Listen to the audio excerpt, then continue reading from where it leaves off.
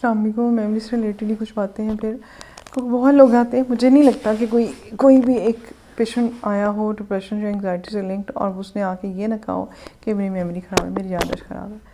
अब हमारे बहुत सारे doctors, GPs, physicians, even sometime neurologist जो है ना, वो डिमेंशिया की दवाइयाँ दे देते हैं, याददाश्त की दवाइयाँ दे देते हैं। और ये मेरी जो नहीं होता कि लीस्ट फेवरेट तो एक दूर की बात है, ये जो मेरे लिए मतलब जो आई डिसलाइक दिस मेडिसिन, ठीक है, वो उनका कोई हज़ारों में से किसी एक को फ़ायदा होता है, वो भी थोड़ा बहुत। तो फिर एक ऐसी चीज़ जिसका कोई ख़ास फ़ायदा ही नहीं है, वो आप बिला वजह का पेशेंट पे की सेहत पे और उसकी जेब पे बर्डन डाली जाए, तो कोई जस्टिफिकेशन नहीं है आपके पास। अच्छा, वो मेमोरी जब भी ख़राब हो, जब भी आपके पास कोई डिमेंशिया का पेशेंट आए, कोई आके याददाश्त का कहे कि मेरी याददाश्त ठीक नहीं रहती, तो चीज़ों को असेस कर लिया करें। सबसे पहली वजह होती है कि एंग्जाइटी है, कोई स्ट्रेस है, ठीक है। डिप्रेशन में भी मेमोरी डिस्टर्ब हो जाती है।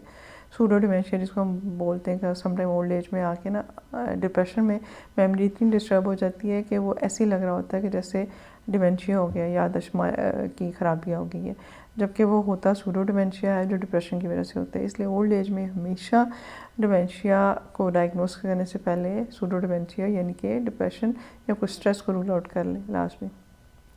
एक बात। दूसरी बात ये कि याददाश्त की ख़राबी हमारी खामखा की ऊट पटांग ऊल फूल किस्म की मसरूफियत है।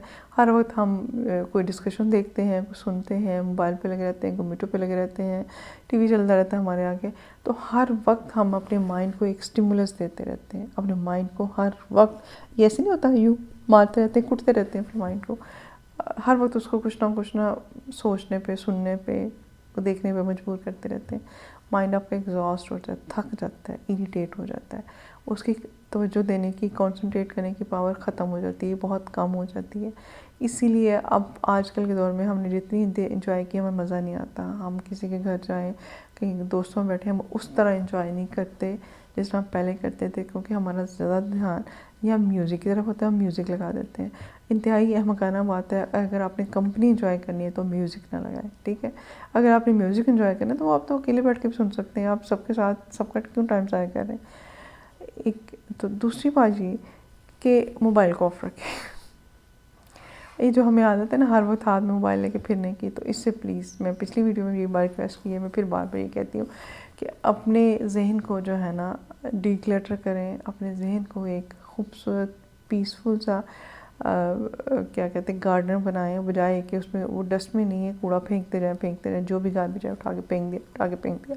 हर स्टिमुलस, हर शोर, हर तरह की डिस्ट्रैक्शन माइंड को देते हैं।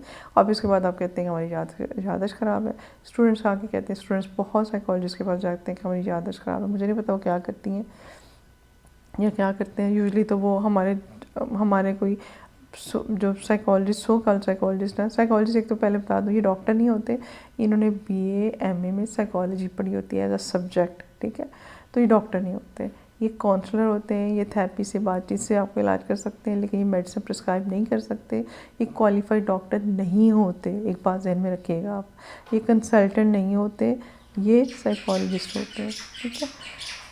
और दूसरी ये फिर समटाइम मेडिसिन दे देते हैं, इसलिए मैं हर दफ़ा वार्न करती हूँ कि प्लीज़ इनसे दवाई नहीं कोई लेनी, क्योंकि ये क्वालिफाइड नहीं है, ये डॉक्टर नहीं है, ये डिस्पेंसर नर्स से भी वर्स्ट है दवाई देने के मामले में। क्योंकि डिस्पेंसर नर्स का दवाई से कोई एक्सपीरियंस है ना, इनका बिल्कुल ही नहीं है।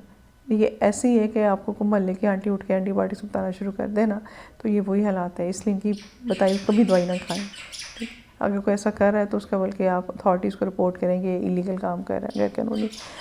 अच्छा, बात हम कर रहे थे मेमोरी से। तो मेमोरी बूस्ट करने के नेचुरल तरीके ये हैं कि मिनिमम डिस्ट्रैक्शन रखें, आप जो काम कर रहे हैं उसी तरफ फोकस करना करें, और एक वक्त में एक काम करें। हम एक वक्त में दो, हाँ कुछ हैबिट्स होती हैं जो एक वक्त में हम दो कर सकते हैं ना, ठीक है। कि जैसे हम अगर कोई लेक्चर सुन रहे हैं तो साथ में हम हांडी पका लेते हैं, लेक्चर सुन रहे हैं हमने साथ में वो कपड़े इस्त्री कर रहे हैं, इस तरह के हम काम कर सकते हैं, लेकिन स्किल्स वाली जो कर सकते हैं। लेकिन जो सोचने वाला काम है वो आप डिस्ट्रैक्शन के साथ नहीं कर सकते। आपकी याददाश्त इसीलिए ख़राब होती है। और बार बार मैंने याददाश्त की बहुत सारी वीडियोस बनाई हैं, वो इसी वजह से बनाई है कि ये इतना कॉमन मसला है, इतने लोग आके इसके बारे में पूछते हैं, और हर एक को एक डिफरेंट, हर एक की एक पर्सनैलिटी होती है, डिफरेंट होती है। पर ये कि ओवरऑल ये सारी चीज़ें जो जिनकी वजह से हमारी याददाश्त में ख़राबियाँ आती हैं, कि मैं चाबियाँ घर भूल गई, मैं फ़लाँ चीज़ घर भूल गई, जैसे मैंने एक वायर रखी हुई है, मैं भूल गई हूँ, क्योंकि मेरे दिमाग में भी इतनी ढेर सारी चीज़ें होती हैं जिनको मैं ऐसा ऐसा कम करने की कोशिश कर रही होती हूँ। सबसे पहला काम मैंने ये किया कि मैंने डिस्कशन छोड़ दिए सारे। मैंने कभी ड्रामा देखना हो तो बिल्कुल आराम से बेड में लेट के सारी डिस्ट्रैक्शन से हट के देखती हूँ, ठीक है। और अगर मैंने कुछ पढ़ना है तो फिर ये कमरे में, कल की बात है, कोई मेरे पास आया मेहमान, तो मेरे मोबाइल उठा के ना दूर रखा हुआ था, अपनी out of sight out of mind, बिल्कुल दूर रख के, और मैं बुक पढ़ रही थी, मैं बड़ी कॉन्सेंट्रेशन से बुक पढ़ रही थी, फिर मैं नोट्स ले रही थी, तो वो चीज़ें मुझे याद रह गई।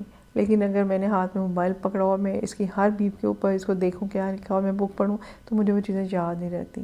तो अपनी मेमोरी बूस्ट करने के लिए अपनी जो अटेंशनल स्पेस है, आपका ये मुट्ठी है जिसके अंदर जो चीज़ें आ रही हैं, उसके अंदर ज़रूरी चीज़ें रखें, और हर वक्त मुट्ठी ना भरते रहा करें।